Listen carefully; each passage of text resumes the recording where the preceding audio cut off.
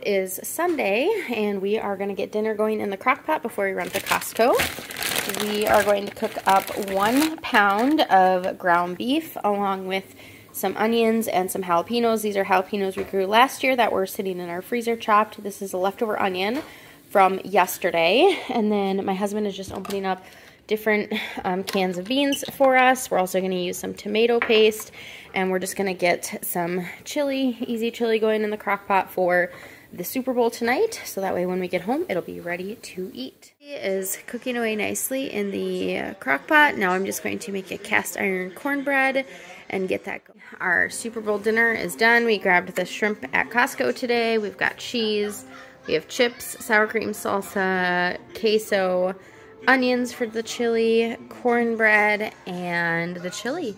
And this is dinner for Sunday night. I've got some diced potatoes. These are from Azure Standard. I love getting these diced potatoes. They are ready to go.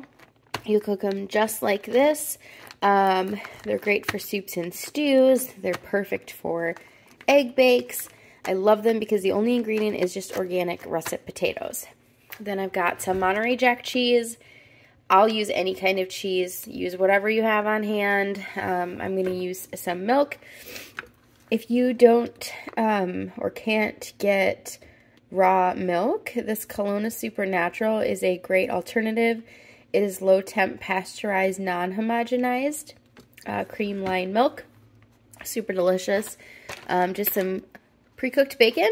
You could use sausage. You could omit it altogether. You could do veggies. I'm just taking the shortcut using the pre-cooked bacon. We've got some eggs, and then I'm going to season it with onion powder and garlic. I'm not using any salt just because the bacon is pretty salty and the cheese is pretty salty. And then I just whip up this hollandaise on the side. I love this one. It's super easy to make. I don't make hollandaise from scratch. It's just not one of the things that I make. So I like having this Simply Organic one, and so that's it. It's super easy. I'm going to get it going in my 9x13 pan and get it into the oven because it typically does take about an hour to bake. Just cracked up. I did 13 eggs just because it emptied out that container. So a baker's dozen eggs. You could do 12, you could do 9. Really, it's up to you on the amounts. And then I just added in some milk, maybe somewhere right around a cup. And then I added in my pepper and my garlic. And then I'll go ahead and add in my potatoes. Here it is already in the pan. I just put some avocado oil in the bottom of the pan and just rubbed it around the sides. That way, hopefully this won't stick too badly to it. I'm going to pop it in the oven, and when it's done, I'm going at 375. When it's done, you'll know because it won't be eggy and like jiggly. It'll have some texture to it. So, of course, you could eat it at, whichever consistency you like it, because you're just needing to cook the eggs, and you can eat runny eggs, but obviously we like it as like a solid consistency. So I wait until I can't feel any like gooiness left to it. So typically about an hour for a 9x13 pan. Here is the egg bake. It is all done. It's like bounces back. It's not gooey. So I would say it went for probably 50 minutes. Like I said, it'll just depend on your oven, your pan, exactly what you put in it. An hour is typically about right for a 9x13. So that is that, and I'm just going to let it rest until my husband gets home. Then I'll make the hollandaise and the toast. As I said, we have all sorts of different kinds of bread. So we've got some honey wheat. We have just a few pieces left of this sourdough. We have some Italian loaf. And then Silver Hills Little Big Bread. So everyone can just, sorry, my husband just getting home. Can pick whatever kind of bread they want. And I will make toast for everyone. And then we'll have it with the egg bake. Everything's ready. Toast is in the toaster. Egg bake's cut up.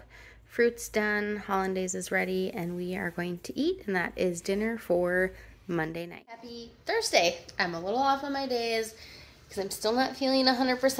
I had to work the last 2 days, and so that is why there was no what we ate on Tuesday or Wednesday, because my husband was on his own.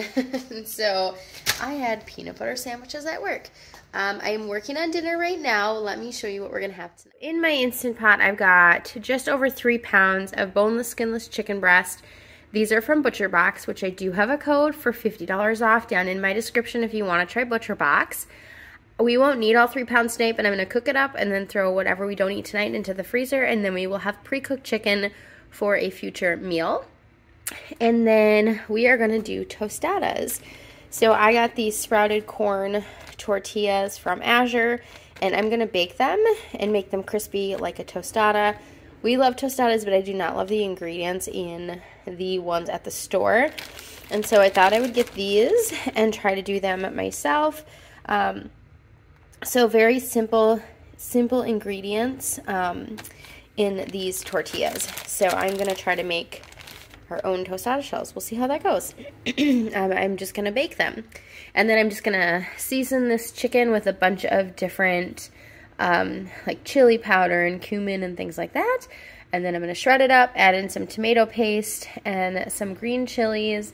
And then that will be the chicken that we'll have on top of the tostadas. And then I'm going to pull out some beans to make a quick like refried bean, because we'll do the shell and then a layer of refried beans, some chicken, lettuce, cheese, all the normal toppings, and that will be what's for dinner tonight. So I'll take you along. I've got a bunch of seasonings in there, and then I just have my can here of diced green chilies that we're just going to put in there, and then we're going to add in some chicken broth and some tomato paste, and I'm going to set it to probably 15-20 minutes. I really want it tender, and then I'm just going to let it naturally release, because we don't need it for a couple hours, because we eat when my daughter gets home from dance. Tomato paste I'm going to use, I opened it on the 11th, but you typically have, geez, what is this one? It gives you a while to use it, 10 days. So I like that, because tomato paste you typically don't use a whole lot, and so I like that it comes in these little glass jars. They're perfect for saving as well. But if you order from Azure, this is something you can buy from them. I also think you can get this on Thrive, but it is amazing tomato beans to go on the tostadas. I will just heat up a little bit of butter, and then I will add in this can of pinto beans. I will probably leave the liquid to make it easier to mash up, and I'll just add in some of this Mexican, the Celtic sea salt that I got from Azure Standard, and then that will be the beans for the tostadas, and I'll do them in my cast iron shells. I'm just going to do them in batches. I just put them on my pan. I'm going to spray them with a little avocado oil on both sides, and then I'll throw them in the oven and let them crisp up. I'll flip them halfway through. I've found online mostly between 10 and 12 minutes is the general consensus of how long you should bake these. So I've got some of the spring mix from Costco that I just went ahead and just ripped up. I just shredded it by hand. We've got some of our toppings going. Not everything is quite ready yet, and these are what the beans are looking like. As they're heating, I'm just kind of mashing them with the back of my wooden spoon here. And you could do this, or you could use an immersion blender. Probably not in your cast iron, but in a different, bowl or something if you wanted them really, really blended. I'm okay with a little bit of texture to my beans, but I certainly do it both ways. When I make them from scratch, like dry beans, I'll use my immersion blender, but we're just taking a shortcut for tonight. And then I'm just going to take you over here, and I have the first batch of the shells out of the oven, and they are nice and crispy. I'm going to let them just cool, because I guess as they cool, they crisp up a little more. So there you go. Easy tostadas. This chicken is done. I shredded it up, and I just put the sauce on the sauté while I was shredding the chicken, just to get it really kind of thickened up and reduced down a little bit. And got all that chicken back in there, so that is ready when it's time to eat. I just cut up a lime, and I'm just going to add some fresh squeezed lime juice in it, and then I also have some lime slices for serving as well. Dinner is ready, chicken's ready, beans are ready. I cut up a pineapple, and then we have all the fixings for our tostadas, and we are going to eat, and that is what is for dinner on Thursday night this week. To Saturday, so Friday night, I had to work, so we just grabbed pizzas from a local gas station and called it good for dinner last night. Tonight is super easy because we ran a ton of errands. It's 6:30, we're just getting home, so let me show you what we're doing. So this is leftover chicken from when we had taquitos. I just put it in bags and froze it. So we popped this in the refrigerator before we left the house today. I'm going to heat that up with just a can of these black beans, and then we're just going to have sheet pan nachos.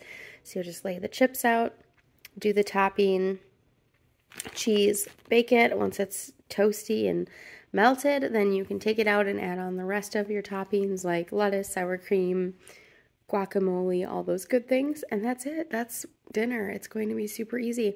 So let me get this going. For the nachos, before I put them in the oven, I just do them in layers. I do chips, cheese, meat, chips, cheese, meat, and then I'll just put this in the oven and let it toast up, and then it'll be ready to eat. Dinner is done. We've got our nachos that are melted. We've got all of our toppings: sour cream, lettuce, olives, guacamole, salsa, onions. We've got some leftover limes from before.